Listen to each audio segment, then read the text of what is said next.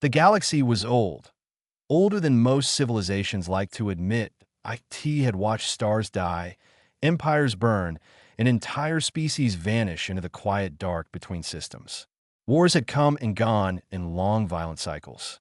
Sometimes the galaxy was peaceful, sometimes it was not. But one thing every surviving civilization had learned was simple: surprises were dangerous. That was why the Galactic Council existed. The Council Station floated in orbit above the pale world of Thalen Prime, a vast circular structure of steel and light that turned slowly in the dark. Inside its rotating ring lived over 2,000 delegates from hundreds of civilizations. That IT was the closest thing the galaxy had to a government. And the council had rules that, as so many rules point, one of the oldest rules was called the Military Asset Compliance Audit.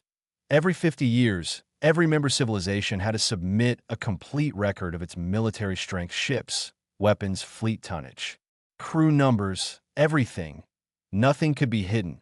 The rule existed for a very simple reason: nobody trusted anyone. History had proven that when a civilization suddenly revealed a military fleet nobody knew existed, the result usually involved burning planets and collapsing star systems. The audit prevented that, or at least it was supposed to. The audit of year 7321 was expected to be routine. Auditor Khalif Oren had conducted 6 of them during his career. He was a Rithari, tall and narrow, with pale blue feathers that covered his neck and shoulders. His species valued order above all things, and Khalif had built his life around numbers. Numbers were safe. Numbers made sense. They either matched or they did not. His office on Deck 11 of the Council Station was small and quiet. Data slates were stacked neatly across his desk, each one representing the military declaration of a member civilization. He processed them one by one. The Vark Dominion submitted first .8, 200 warships. Khalif entered the number. The Trend Collective reported 310 patrol vessels. The Kalari League declared 1,440 ships of mixed class. Everything was normal, predictable, exactly what Khalif expected. Then he reached the next entry. Humanity. He almost skipped it. The human file had arrived late. 3 days late. In fact, instead of arriving through the standard council network, it had been delivered by hand earlier that morning. Khalif remembered the moment clearly. He had looked up from his desk to find a human woman standing in his doorway. Ambassador Elena Vargas, the Earth's senior council representative. She had short dark hair and wore the calm expression of someone who rarely felt the need to explain herself. She placed a small silver data chip on his desk. "Apologies for the delay," she said politely. "Minor formatting issues." Khalif had nodded. "I'll process it in order." "Of course." She had smiled slightly and left at the time. It had seemed completely ordinary. Now Khalif picked up the chip and slid it into his reader. The system processed the data. A moment later, the screen flashed red. Error. Khalif frowned. That rarely happened. He removed the chip, inspected it carefully, cleaned the contact edge, and inserted it again. The data loaded. The warning appeared again. But this time the numbers displayed underneath. Khalif read them. Then he read them again. His feathers slowly lifted along his neck. The number on the screen did not change. Registered Dreadnought class vessels. For 18,000, Khalif sat back in his chair. Very slowly. The Vark Dominion, the largest military power in the Council, possessed barely 8,000 ships, and that number had once terrified the entire galaxy. Humanity was declaring over 400,000 dreadnoughts. Below that line was another category. Support fleet, classified, then another. Total fleet mass. Data overflow. The system had literally run out of space to display the number. Khalif stared at the screen. This was clearly impossible.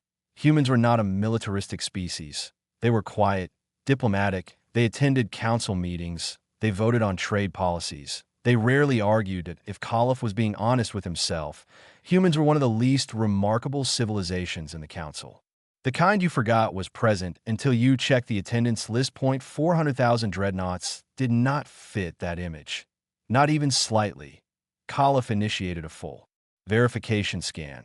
The chip was genuine. The encryption matched Earth's official government signature perfectly. No corruption, no errors, no manipulation. The numbers were authentic. which meant there was only one explanation left. They were real. Kala stood up that he walked out into the hallway outside his office. For several seconds, he simply stood there, his mind trying to rearrange the universe into something that made sense again. The IT did not work. His legs gave up. He slowly sat down on the floor. Passing Savari clerk stopped in alarm. Auditor Oren, are you unwell? Khalif spoke calmly. Send an emergency message to the grand speaker. The clerk hesitated. What kind of message? Khalif looked at the floor for a moment. Then he said quietly, tell them we have a compliance issue with the human submission. The clerk blinked. The numbers are wrong? Khalif shook his head slowly. No, he looked back toward his office where the data screen was still glowing. The numbers are correct. He paused. And that is the problem. The Galactic Council did not call emergency sessions lightly. In 300 years of recorded council history, they had only been used for events of absolute galactic importance instead of war declaration, the collapse of a civilization, the sudden appearance of an unknown species with weapons capable of cracking moons, but never because of a routine audit. Yet 3 hours after Auditor Khalif Oren sent his message, the emergency summons went out to every delegation on the station. The message was short, mandatory council assembly, immediate attendance required. Within minutes, the corridors of the council station filled with movement. Delegates hurried toward the main chamber. Assistants whispered urgently. Communication devices lit up across the station as rumors began spreading faster than official information. Something had happened. Nobody knew exactly what, but whatever it was had terrified an auditor enough to trigger an emergency session. And auditors were not people who frightened easily. The council chamber was. Enormous 2,000 seats rose in wide circular tiers around the central speaking floor, forming something that looked more like a galactic arena than a meeting room. Normally, the chamber was quiet, ordered, professional. Today, it was chaos. Delegates were already standing, arguing loudly in dozens of languages. Translation systems struggled to keep up with the overlapping conversations. The Vark Dominion delegation sat together near the front rows. Their commander, High Marshal Krell, stared at the massive central display screen with the stillness of someone trying very hard to remain calm. The numbers had been placed there for everyone to see. They were simple, clear, impossible. 418 of the row Dreadnoughts. The chamber doors opened quietly. Ambassador Elena Vargas entered.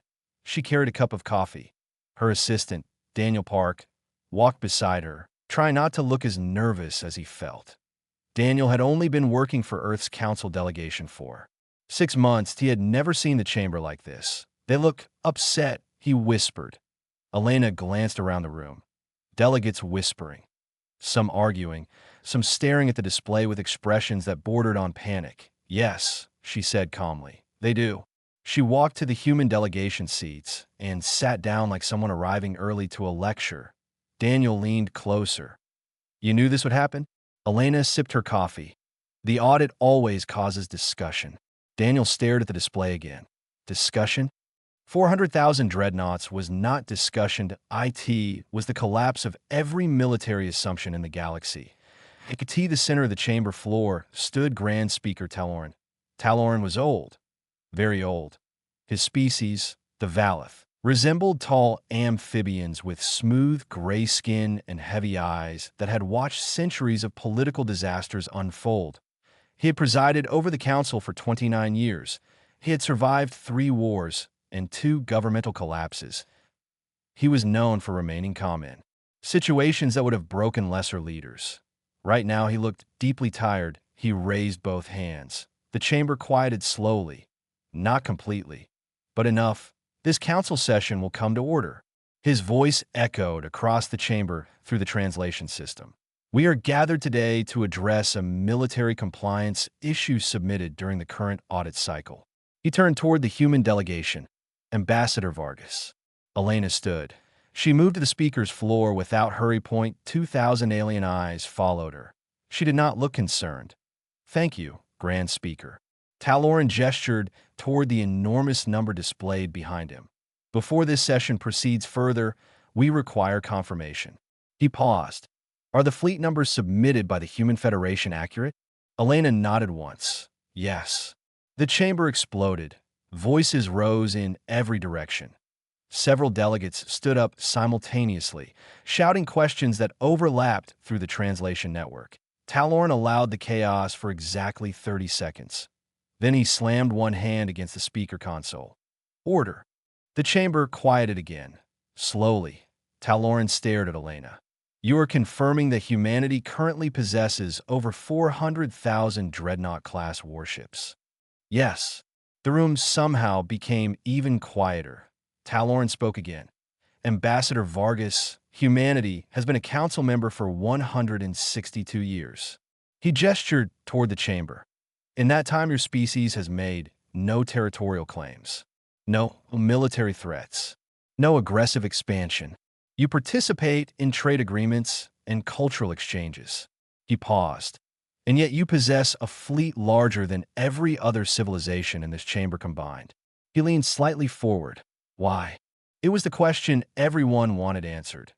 Elena had expected it. She turned slightly toward the back of the chamber. The human officer stepped forward. She wore a dark uniform with a silver insignia at the collar. Commander Lena Zhao, Earth's military liaison. Elena nodded toward her. Commander Zhao can explain our doctrine more clearly than I can.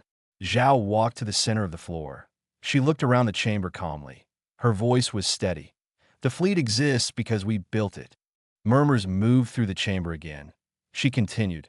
We built it because once we learned what happens when you don't have enough. She paused. 200 years ago, before humanity joined this council, our species fought something we called the Dark Silence War. The name alone made several translators hesitate. Zhao continued. It was not a war between civilizations.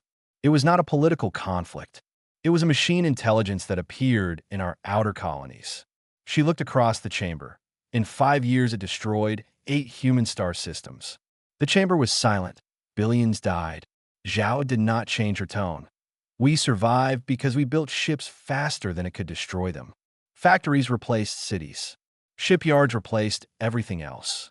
And eventually, she paused. There were more of us than there was of it. High Marshal Krell of the Vark Dominion finally spoke. When did you begin building your current fleet?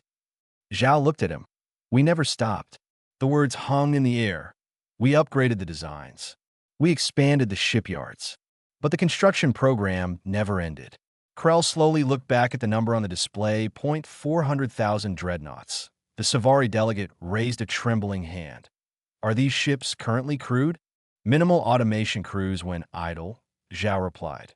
Full mobilization is possible within 72 hours. A small distress sound came from the Savari section.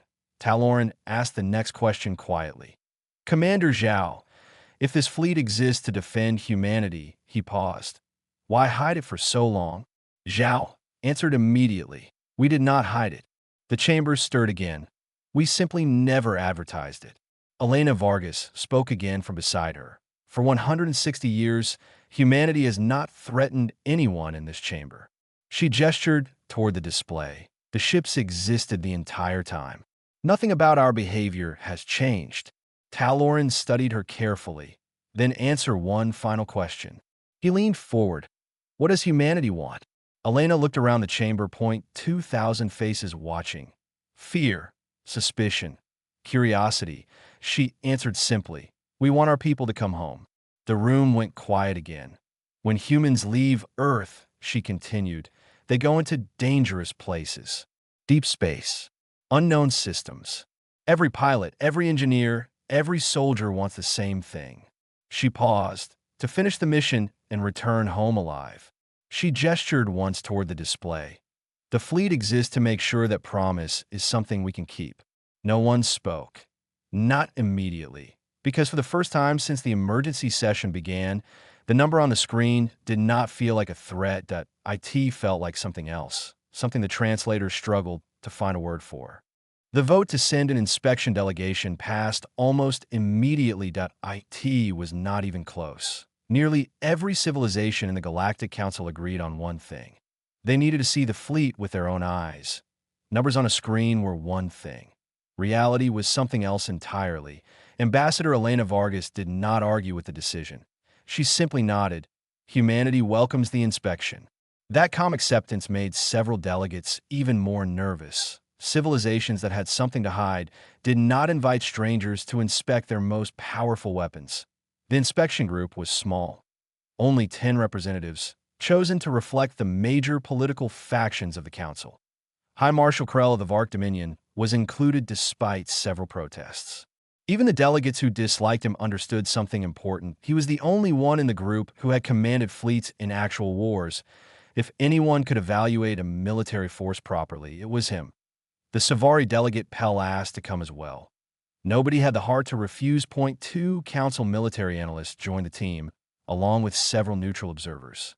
They departed aboard a council transport vessel 2 days later. The destination was simple, the Sol system, humanity's home. The journey took 4 days. Very little conversation happened during the trip. Everyone had already read the numbers. Reading them again did not make them easier to believe. They were greeted at the edge of the system by a single escort ship that IT was gray, lean, unmarked except for a small registration number on the hull. That a communication signal arrived a moment later. The human escort commander was requesting permission to board the council transport personally. Permission was granted. Minutes later, the airlock opened. A human officer stepped inside. Admiral June Park. He introduced himself calmly. He looked to be in his early 50s with a quiet face and dark eyes that seemed to notice everything. He greeted every delegate by name. That surprised several of them. He shook hands where appropriate, bowed slightly where it was not. Then he led them toward the observation deck. We will approach from above the orbital plane, he explained. You will see the outer formations first. Nobody asked what that meant. The council transport exited faster than light travel 20 minutes later. They appeared in the darkness far beyond the orbit of Jupiter. The observation deck windows stretched across the entire front of the ship. Every delegate stood at them. The stars slowly stabilized into view. Then something else appeared. First it looked like darkness, just empty space. Then their eyes adjusted. The ships were black, matte black. They were not lit. They were not transmitting signals. They floated in complete silence, and there were so many of them. Perfect rows stretched across space in geometric formations, so vast the ends disappeared into the darkness. Each ship was enormous, larger than most orbital stations the delegates had ever visited. Pell made a small noise. Nobody else spoke. High Marshal Krell stood at the window with his hands behind his back. He had commanded fleets for 40 years, that he knew ships, that he knew their shapes, their sizes, their power, and he had never felt small standing near one before. He felt small now. Admiral Park spoke quietly behind them. This is Sector 4. Krell slowly turned. Sector? There are 12 primary deployment sectors around the system. The words settled heavily in the room. 12, Krell repeated. Yes. He looked back out at the endless rows of silent ships. Somehow the number on the council display screen had actually been smaller than the reality. They continued deeper into the system. Jupiter soon appeared ahead of them. The enormous gas giant filled the observation windows. But something else surrounded IT. First the delegates thought it was a ring of debris. Then the scale became clear that IT was a shipyard, a structure so massive it circled the entire planet like a second set of rings. Thousands of construction docks glowed with welding light. New ships were still being built. Even during an official inspection, Pell stared in disbelief. You're still building them? Admiral Park nodded. We never stopped. The transport docked at a station positioned above the shipyard ring. They were greeted by a small human woman with reading glasses and a tablet tucked under one arm. Welcome to Jupiter Construction Ring, she said cheerfully. I'm Dr. Hannah Lim, Chief Fleet Historian. Historian, not Admiral, not General. Historian. She led them through the station like a museum guide, showing visitors an art collection. This row here, she said happily, pointing through a window, is the third-generation Dreadnought class. They were built about 80 years ago. They still run beautifully. She tapped her tablet. Oh, and those older ships over there, she smiled. I wrote my graduate thesis on their reactor design. High Marshal Krell stared at her. He had met military engineers before. None of them had spoken about warships like someone describing a beloved hobby. Lim noticed his expression. Would anyone like a closer look at the shipyards? She asked, and no one answered, because they were still trying to process the view outside the windows. 500,000 silent ships, rows stretching across space. Construction yards still building more. Krell slowly turned to Admiral Park. Why are they dark? Minimal power state, Park replied. They've spent most of their existence like this. Krell frowned. You hid them well. Park shook his head. We didn't hide them. He looked back out at the fleet. Nobody looked carefully enough to find them. Later, as the delegation prepared to leave the station, Krell asked one final question, that he asked it quietly. How many humans have died in space? In your history? Admiral Park did not hesitate. He told him a number. The room became very still. That IT was not a small number. IT was the kind of number that changed how you understood everything you had just seen. Lost colonies, lost ships, entire crews gone in deep space. Krell looked back out at the fleet again, and suddenly it made sense. The ships were not a threat. They were grief, forged into steel, built across generations by a civilization that had decided one thing very clearly, that IT would never be helpless. Again, Krell nodded slowly. In the Vark military, he said quietly, we have a saying, a warrior who has lost nothing does not yet know what they fight for. Admiral Park nodded once. Neither of them said anything else. They simply stood there together, two soldiers from different civilizations, looking out at 500,000 silent warships drifting above a gas giant, and understanding each other perfectly. The inspection delegation returned to the council station 4 days later. They did not speak much during the journey back. There was nothing left to argue about. They had seen the fleet. They had walked through the shipyards. They had watched new dreadnoughts being assembled around Jupiter like ordinary industrial work. And somehow, that had been the most unsettling part, because the humans had not treated it like a weapon. They treated it like infrastructure, like roads or power plants, something new, simply built because it needed to exist. The official report reached the Galactic Council first. That IT was written in careful bureaucratic language. But the message was very clear. The human fleet numbers were accurate, not exaggerated, not misreported. That, if anything, the inspection suggested the number might actually be slightly higher. Within 24 hours, the news began leaking across the galactic information networks. IT first, it spread slowly. Then it exploded. Across hundreds of civilizations, the same story appeared again and again. The quiet species from a small blue planet. The ones who rarely argued in council sessions. The ones who voted politely on trade agreements. They possessed a fleet larger than the combined military forces of the known galaxy, and they had never mentioned it. The reaction divided the galaxy almost immediately. Three very different factions formed. Ambassador Elena Vargas listened to the intelligence briefing over breakfast. Her intelligence director, Marcus Hale, delivered it in his usual calm tone. Marcus had spent 30 years working in strategic analysis. Very little surprised him anymore. 3 major response groups, he said, tapping his tablet. The first group is the Fear Bloc. Elena nodded. She had expected that. Led by the Draven Coalition and the Lothari Republic, Marcus continued. They're calling for immediate sanctions, limits on human fleet size, mandatory dismantling of shipyards, and permanent council oversight of all human military production. Daniel Park, sitting at the corner of the table taking notes, frowned. They want us to dismantle 500,000 ships? Marcus shrugged slightly. They're afraid. Elena sipped her coffee. And the second group? The Pragmatic Bloc. Marcus turned the page on his tablet. 14 civilizations have already contacted us privately. Trade agreements, defense treaties, cultural partnerships. Daniel blinked. They want alliances? Marcus nodded. They want to be on our side of the equation. Elena was not surprised. Power attracted attention. Always had. And the third group? She asked. Marcus paused slightly before answering. The unexpected one. He slid another document across the table. 47 smaller civilizations have issued a joint public statement. Elena raised an eyebrow. 47? They have never voted together on anything before, Marcus said. Most of them barely cooperate with their own neighbors. Daniel leaned forward. What does the statement say? Marcus tapped the document. It says he read the line slowly. A civilization that holds overwhelming power and chooses restraint deserves consideration before fear. Elena was quiet for a moment. Then she smiled faintly. Who wrote it?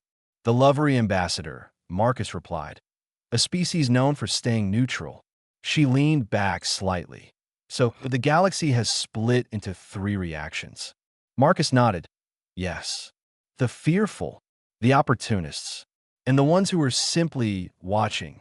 Later that day, the council chamber filled again. This session was closed.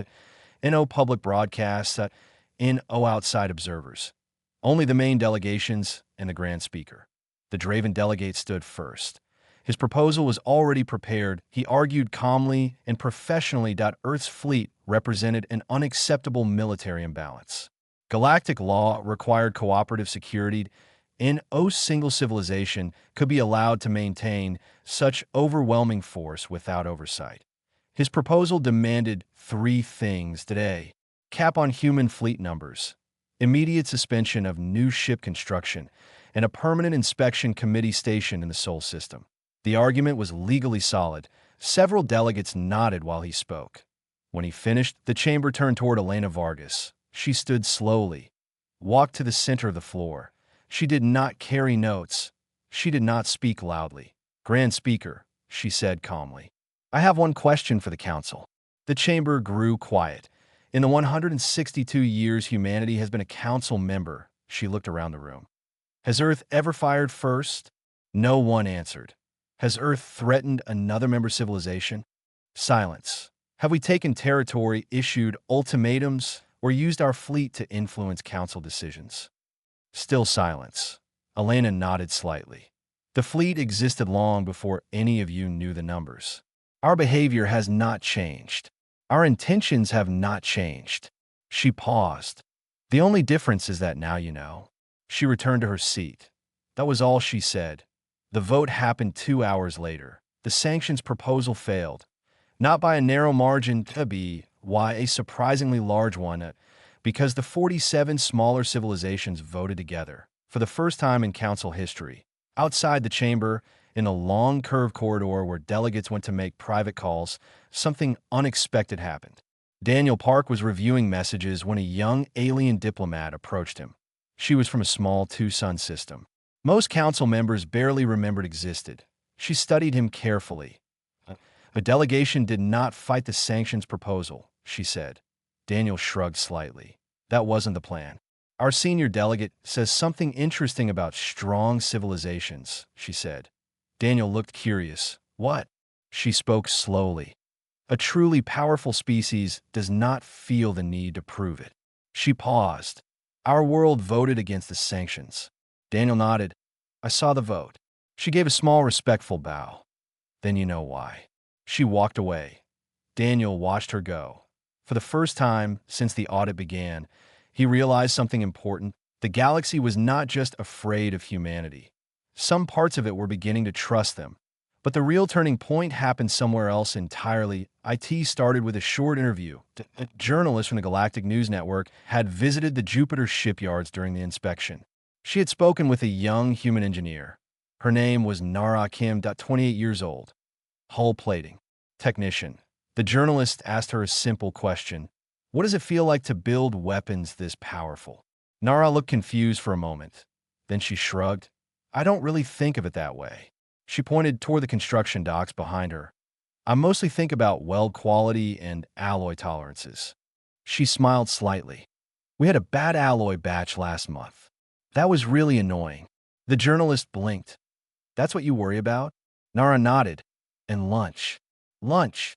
The commissary makes this really good spicy rice bowl on Thursdays.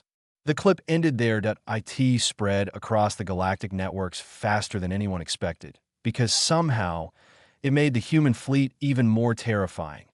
Not because of anger, not because of ambition, but because the people building the ships treated it like a normal job. They were calm, relaxed, thinking about lunch, while constructing machines capable of destroying moons.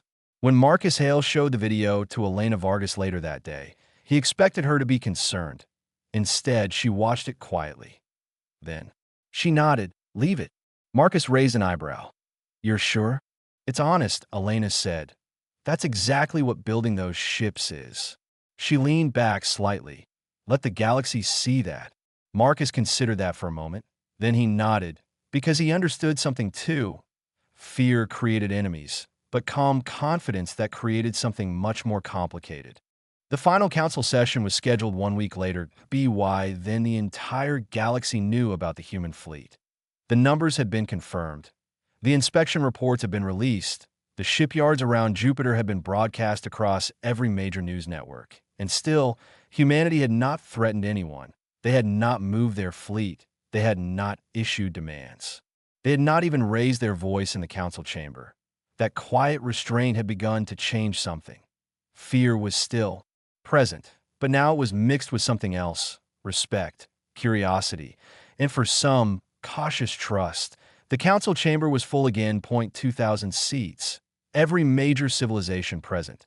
Dozens of minor ones watching through diplomatic links. Grand Speaker Telerin opened the session slowly. His old eyes scanned the chamber. For the past week, he said calmly, this council has debated the implications of the human fleet. He paused. Today we must decide how the galaxy moves forward. He turned toward the human delegation. Ambassador Elena Vargas has requested permission to speak. Elena stood. She walked to the center of the chamber one final time. This time she carried a small data tablet, but she did not look at it. Instead, she looked around the room. 2,000 alien delegates, species from worlds humanity had once believed impossible, and now they were all watching her, waiting. When humanity first reached the stars, she began quietly. We believed space would unite us. She paused. But space is dangerous. Not politically dangerous. Not diplomatically dangerous. She shook her head slightly. Physically dangerous. She tapped the console beside her. A star map appeared in the center of the chamber. Small markers began appearing across it. Lost colonies, destroyed ships, dead exploration missions, hundreds of them. These are human losses, she said calmly. 2 centuries of exploration. The chamber was silent. Some were accidents. Some were hostile encounters. Some simply vanished. She paused, but every one of them had something in common. They were far from home. The map faded slowly. Elena continued. When humanity fought the Dark Silence War, we nearly lost everything. Entire worlds were destroyed. Billions died, but we survived. She looked across the chamber, and we made a decision. We would never again send our people into the dark without protection. The display behind her changed. Now it showed the human fleet. Rows of silent ships orbiting Jupiter. The massive construction rings. Factories building more vessels. This fleet is not an empire. It is not a weapon meant to control the galaxy. She paused. It is a promise. A quiet ripple moved through the chamber. Elena continued. When a human pilot leaves Earth, when an engineer boards a colony ship, when a scientist travels to a distant research station, they leave knowing something important. She gestured toward the fleet behind her.